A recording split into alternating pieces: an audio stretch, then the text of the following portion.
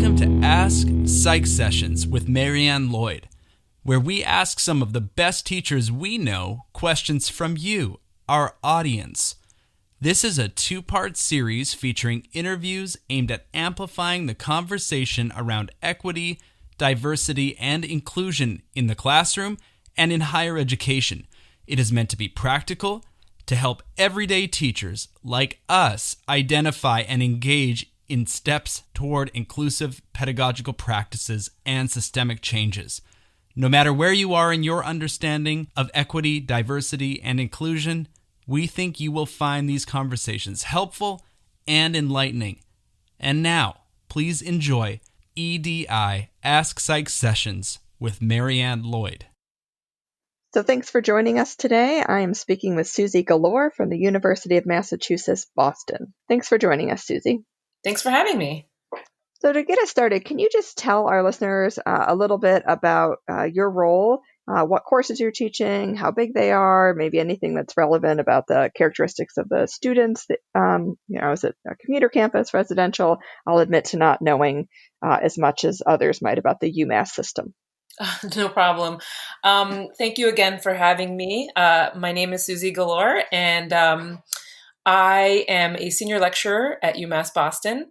And I guess I can, since we're on the topic of UMass Boston, tell you a little bit more about it. It's definitely a unique school in the UMass system. It's primarily commuter. This past year, 2 years ago, they did start a residential. They have a couple of new residences and dorms, but it's only about 1,000 students. So we are a commuter campus, and so that really does define our campus very uniquely from other universities, especially in the UMass system. Like I said, very diverse. We're a minority majority institution.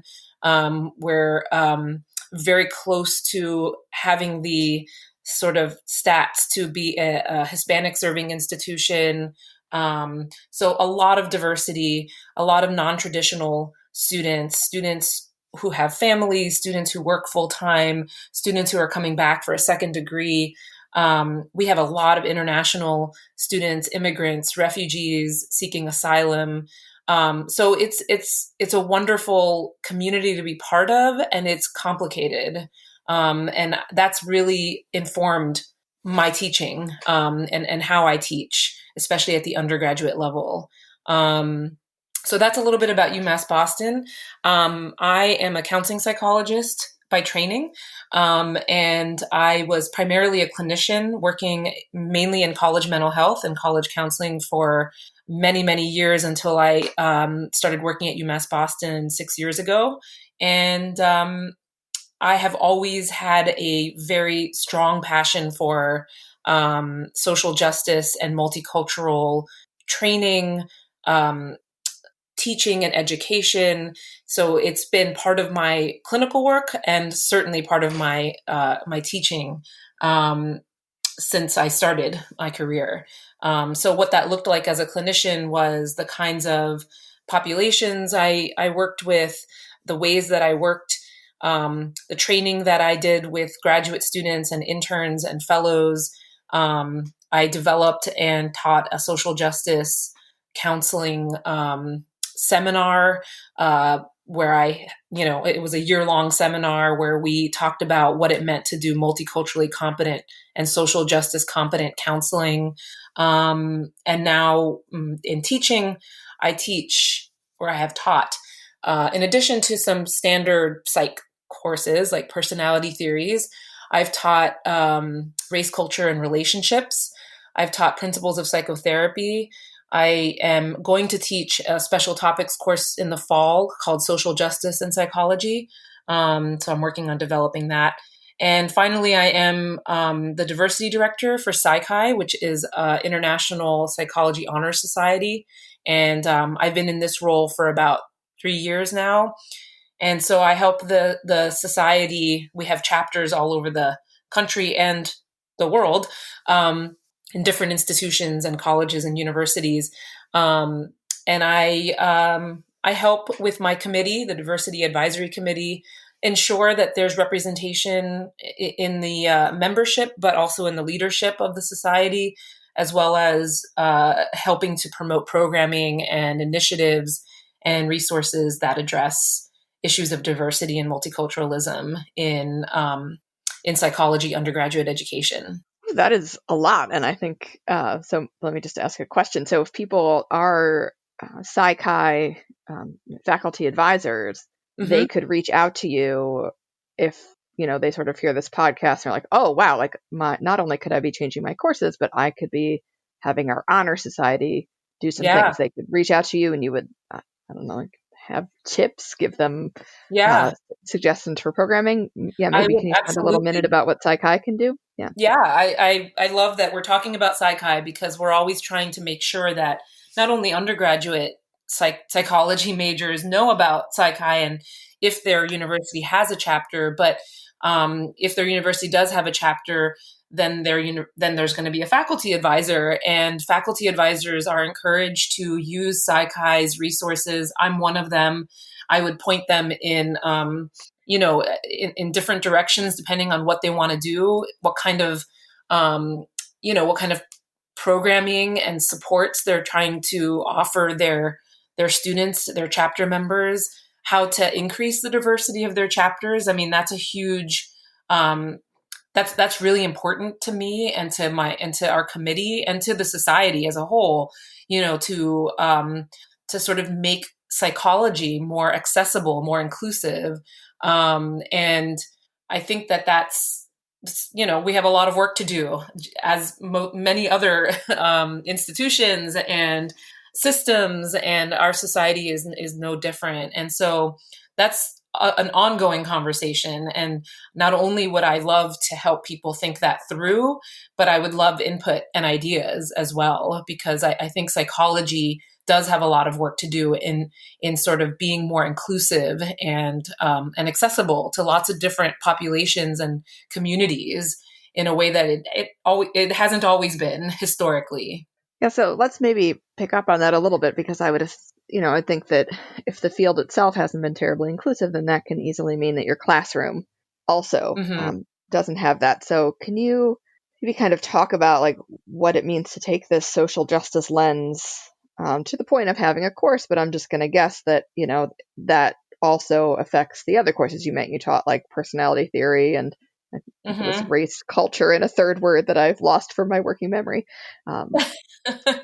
It's race culture and relationships. Relationships. There we go. Okay. Yeah, that's, trying to get the psychology part in it.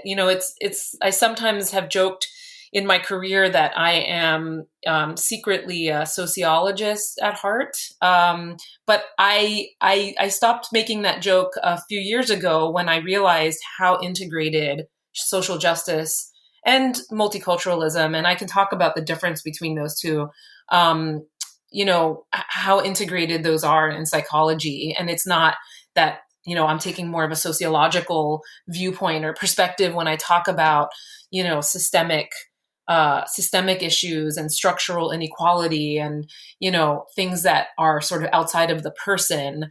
That doesn't mean I'm not talking about psychology. And I think that's sort of been a more recent I've evolved in that more recently, and I think our field is evolving in that as well.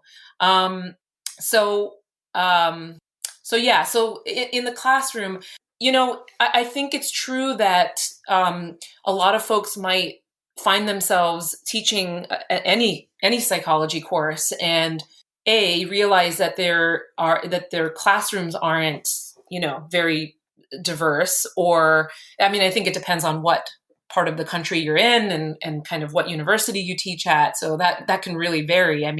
My classes are more diverse than I, have ever experienced. And so it just really depends on that alone. But not only that, but you might start to recognize if this is something that you're thinking about. A lot of the materials and resources that we use are textbooks, even journal articles that you're reading. Maybe you're starting to notice, does is this true for everyone? Is this something that everyone in my classroom will be able to relate to and learn from? Or is this something that was developed by and for a specific segment of our population, of our society rather? And I think just starting with that question and looking at things through a slightly different lens is already approaching teaching and approaching your classes from a multicultural or social justice orientation. It's as simple as that. It's just sort of looking at things a little bit differently than maybe how you were trained to and how you've been doing it. And just questioning or being curious and being a little more critical and seeing if there are things that there are gaps that maybe you can be filling in. I would say that's already you're on your way to doing this better and to being more inclusive and responsive. Because I guarantee you there are probably students in your classrooms that, are sort of tuning out and feeling like, well, this isn't really about me or for me. And that is part of psychology's history. And I think we're starting to address that. If you just look at who are, if we're presenting research, if we're presenting, bodies of research on a specific psychological phenomenon, like who was that research done with and for? And what do we know about that phenomenon? Is it something that applies to, a more diverse range of people? Or is it something that we can really only say seems to be the case or seems to happen for a certain group of people? So that's one way that you can just start this process and approach your classroom and approach your students and approach your curriculum development and your syllabus and your career your class development slightly differently. And it might not feel as daunting and overwhelming as it might sound when we talk about these issues. Thank you. That's a helpful starter. I think sometimes, right, where do we begin can sometimes be a sticking point. One of the other things I'd like for us to talk about, if you're up for it, when looking you up on the website to invite you to be on the podcast, I saw that, we've been talking a lot about issues around particularly race for this series right now, but, diversity, equity, and inclusion is about lots of things, right? Gender, ability status, religion, sexuality. So this idea of intersectionality, it looks like some of your work might do that. Can you talk about if that's something that a social justice or some other framework really kind of lets you tackle head on? I have to say, as a memory researcher, right, I'm used to studying variables very particularly in isolation, maybe occasionally looking for a two-way interaction, but it seems to me like this, just when I thought I've done some reading and gotten somewhere, then I read something that's like, okay, great, you've got a few spaces, but now we need to really talk about how things come together. Absolutely. The other thing that I've come to at this point in my, especially as an educator in my career, is that you can't talk about one of those various social identities that you just named without talking about the others. Our identities and the social groups that we are part of are not, isolated in terms of shaping how we behave, how we think, how we feel, our relationships, our communities. We are not just one of those things. We are all of those things, usually at the same exact time. And so sometimes one of those statuses or identities is more salient than the others, depending on who you're with and what phase of life you're in. There's a lot of different things that might bring one to more salience, but it's a completely different experience. What two people can be, let's say, heterosexual, but one identifies as Black and one identifies as white. So a white heterosexual man is going to have a very different experience than a white gay man, even though they both have gender privilege and they both have racial privilege. They don't have their sexuality. They're both not sexual minorities, and that experience alone is going to change their whole life experience, their psychology, and certainly their relationships and opportunities and experiences in the world. And so that's where it starts to feel really daunting and overwhelming, at least in my experience. Then it's like, well, okay, how do I teach even something as simple as, well, not simple, but I can talk about my personality theories class, which is not necessarily a diversity. It's not a diversity course. It's not a social justice course. It's a very standard psychology course. It's a requirement in our major at UMass, and I don't have to talk about anything diversity related if I didn't want to. I can just stick to the standard sort of curriculum that you would see in a standard textbook. It goes through all the theories of personality, and I can choose, and most people can choose to address issues of diversity and multiculturalism, and how these theories how these theories apply to different groups or not. What are the strengths and limitations of these different personality theories from a diversity perspective? That's really a choice. Most textbooks now have an extra chapter, maybe at the end, that addresses issues of diversity, maybe a section at the end of the chapter. But again, that's really a choice that professors and educators are still at the point of making or not making. It's not a requirement. And so deciding I'm going to not only teach this pretty standard psychological material, but I'm also going to add, some extra sort of questions and asking the students to think about these in the context of other groups, who have different developmental experiences, who have different, um, cultural and familial backgrounds. How does this look the same? Can you imagine it looks different? What about for some of you in here? What do you think? Just asking some questions to get them to think about this outside of this sort of standard context that we usually teach these psychological theories.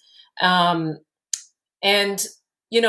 think addressing this issue of intersectionality starts to feel easier when you just realize, or you start to experience, it's just a lot of thinking and questioning and opening space for people to talk about how things might be a little bit more unique to their experience or to a group's experience than another group's experience. And that's all. And, just opening that dialogue, that discussion, and being curious can be addressing intersectionality and acknowledging intersectionality. You don't need to, it's not a matter of knowing everything there is to know about each of these different identities, social statuses and groups, issues of racism and how that intersects with sexism and heterosexism. I mean, when you approach it that way, of course it's overwhelming, but that is not what it takes to be addressing, or at least acknowledging, issues of diversity in these different topics. It could be enough to just even start asking the questions and acknowledging that intersectionality does play a role in these different phenomenon that we're teaching. That could be enough just to acknowledge it and to say, yeah, of course that plays a role. What do you all think? Something like that, as basic as that. I really like that you use the word curiosity there. I think that's a good, a word that I think resonates well. Mm-hmm. We hopefully went to our PhD programs because we felt that deep curiosity within a particular topic of the field. And so this is just asking you to kind of resurrect that feeling again and kind of update, as opposed to, I think some people might feel something less positive, right? Like, overwhelmed, behind, I've been doing it wrong. No, just it's time to be curious about what you've been thinking about, and do you want to think about something else? So that's nice. I think that's helpful framing. Mm-hmm. It's certainly been helpful to me, because this kind of work and this kind of focus can feel daunting and overwhelming at times, but especially nowadays. But I really encourage these kinds of these like easing in these ways, because I feel like it can be easy to just get overwhelmed and then just not even do anything, and just keep doing what you're doing because it's easier, but it's also more familiar. And I think to do things that are unfamiliar are hard for any of us. And so to try to look at some different kinds of textbooks, not the standard. A newer class that I've been teaching called Principles of Psychotherapy, I chickened out. That's how I put it. I was prepping for the class. I was developing my syllabus. I was looking for books and resources and readings. And I found one that really centered multicultural issues, and the different theories from Freud and psychoanalysis to postmodern theories of psychotherapy. These theories that historically had nothing to do with diverse groups or multicultural populations, centered those theories in terms of multicultural issues and considerations. So there was that textbook that's newer, and a first edition compared to the standard that is often used in these undergraduate classes, these advanced undergrad classes, as well as sort of early or first year graduate classes in counseling and psychotherapy. The standard that goes through each of the theories and approaches, and it does address issues of multiculturalism and how these different theories and approaches might need to look a little differently for different populations, and definitely gives lip service to that.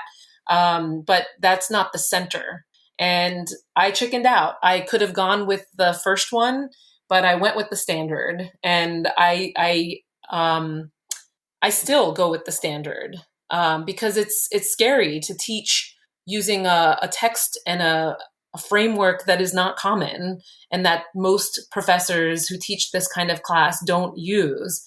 I would be sort of on my own as this author was in writing this kind of textbook. And, I think making those choices are part of this process, and it's not easy, even for me. And I feel like I know stuff when it comes to these issues. I've been doing this now for about 20 years, and it still feels hard. So I can appreciate that. And thank you for being so honest. That I think is good for people to hear too, right? That even when you've been doing this for a long time, you don't necessarily, you haven't perfected it either, right? That there's space to keep going.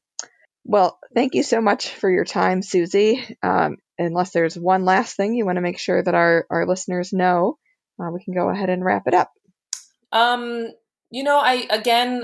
am very, I think community and support and, doing this and not doing this alone is key. And so if you are curious about, or, wanting to develop yourself in some different ways around diversity and multiculturalism in your teaching, I think if you aren't already connected to a group on your campus or in, whatever society you like, in APA, if you're whatever division you're part of, just look for groups that are thinking about these issues and have resources and sources for you to start looking at, and maybe people you can connect with. This is not something that you are going to need to do solo, and you shouldn't do it solo. So look for networks and groups. You can start with Psi Chi if you want, and reach out to me directly. And I can help you think about where to get connected. That's going to be key to doing anything, to trying to do your work in a slightly different way. Don't try to reinvent the wheel. There's a lot of people talking about these issues and have a lot of ideas and a lot of supports, and that's what you should look for. All right, great. That is a fantastic ending. So you've gotten us to be more curious. You've gotten us to look for community.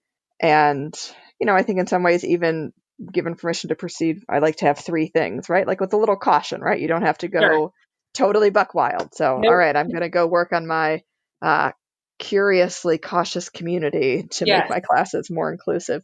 Thank you so much for your time. Take care. You're so welcome. Thank you. Take care.